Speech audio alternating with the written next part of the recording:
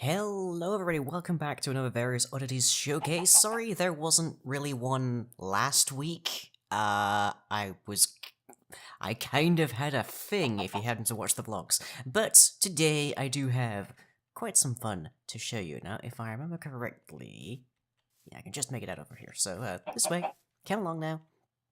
There's a reason I'm in creative mode and you're not. Yep, that's what I'm looking for. Okay, well, if you just hang out here, I'm going to have a look, and, with any luck, it will decide not to eat me. Oh, yeah, it doesn't have any sounds yet, so it is currently just using the Vex noises. Whoop, yep, there it is. Okay, so, everybody, meet the Velociraptor. And, that chicken will become quite important later, because it currently attacks them. And these guys are relatively high level, and I say that mostly because a diamond player is considered to be challenge rating 2, so, doesn't really take very much to be high level. Their bigger brothers are substantially more deadly. But these guys, they're unpleasant, but on their own you can kind of deal with them. They've got about 60 health, and they'll do you an injury, but really they're more of a worry in a group, because these guys actually use a very particular new system of managing attacks.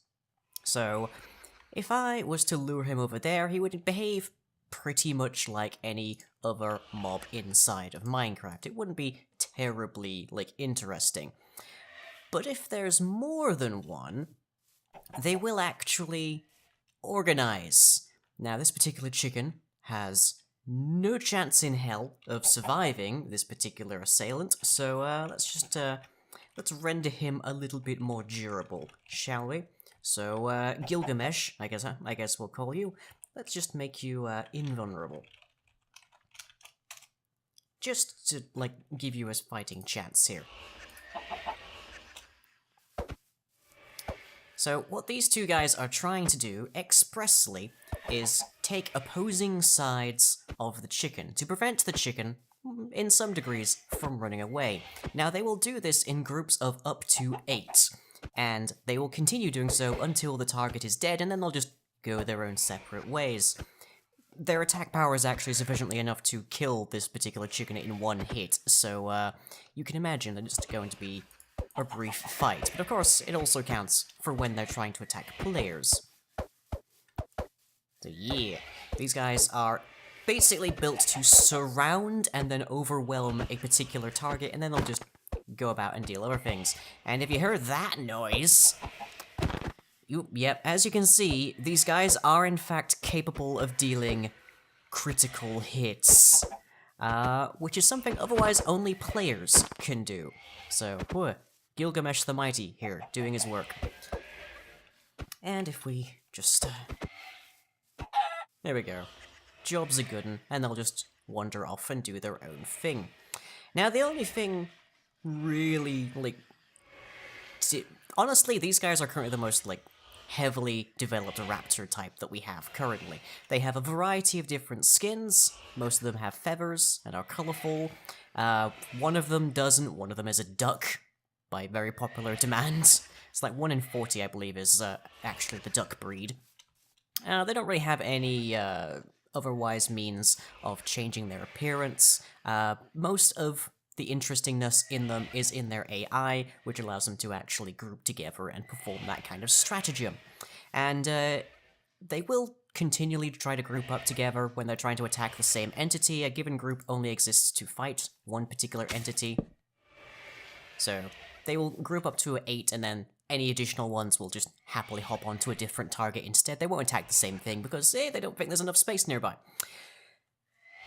Their more dangerous, brothers, though, are called Mega Raptors.